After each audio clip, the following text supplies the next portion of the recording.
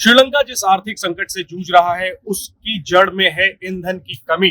और ऐसे में एक अच्छे मित्र और एक अच्छे पड़ोसी की भूमिका में भारत सामने आया है और श्रीलंका की हर संभव मदद कर रहा है। और श्रीलंका का पहिया चले इसके लिए भारत ने बीते कुछ दिनों में 2,70,000 मीट्रिक टन ईंधन भेजे हैं। मेरे पीछे ये आप मेरापी जहाज देख रहे हैं जिसमें बीते दिनों 40,000 मीट्रिक टन डीजल भरकर आया श्रीलंका की मदद के लिए। मैं इस वक्त कोलंबो पोर्ट पर हूं और मेरे साथ इस जहाज के प्रमुख और तकनीकी भाषा में कहें तो master Mariner captain Nishant Mehta हैं। मेहता साहब, स्वागत है आपका एबीपी न्यूज पर। हालांकि ये आपके लिए रूटीन काम है, ये काम आप करते हैं, लेकिन कितना खास है ये अभियान, इस अभियान के बारे में बताइए और जो मदद हमारे देश से श्रीलंका को दी गई है इसके बारे में बताइए। So this cargo that we are bringing over here, this is being used by the Sri Lankans to run their power plants and also for the local people to run their vehicles. यहाँ पे हमने जैसे news में देखा था कि काफ़ी long hours of power crisis और वो चल रहे थे, और ये जो डीजल हम लेके आ रहे हैं वो इनके पावर प्लांट्स में सप्लाई होगा जिससे कि उनकी इलेक्ट्रिसिटी और उसको मदद हो सके। जैसा मैंने शुरुआत में कहा कि इस तरह के जहाज से तेल को एक जगह से दूसरी जगह ले जाना आपके लिए ये एक सामान्य काम है, लेकिन फिलहाल यहाँ पर असामान्य स्थिति है। तो इस मदद अभियान से जुड़कर आप कैसा महसूस कर रहे हैं और आपके लिए कितना खास है ये अभियान?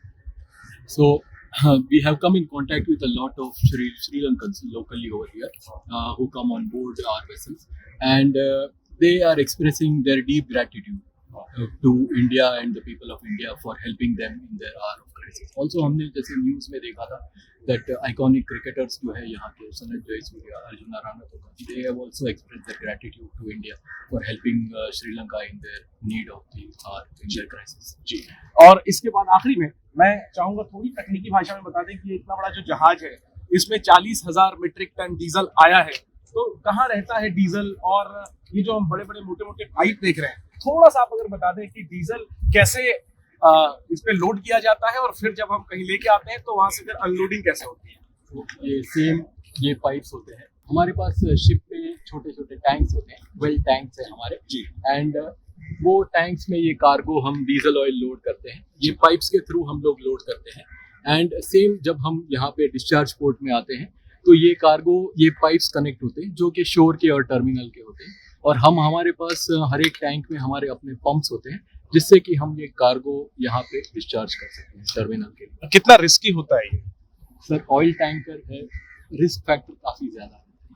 और इस शिपमेंट के बारे में, इस जहाज के बारे में आप हमें बता रहे थे पहले जब हम बातचीत कर रहे थे कि ये जामनगर से चला, तो ये कहाँ से चला, जो आप कहाँ से आपने इस पे लोड किया डीजल और फिर जो पूरी यात्रा रही, संक्षेप में आखिरी में बता दीजिए। ये कार्गो हमने सिक्का जामनगर के रिलायंस टर्मिनल से लोड किया है आईओसी के चार्टर के अंडर में, एंड यहाँ से हमें अराउंड 4.5-5 डेज लगे सिक्का से यहाँ तक, जामनगर से यहाँ तक पहुँचने के लिए, कोलंबो के लिए।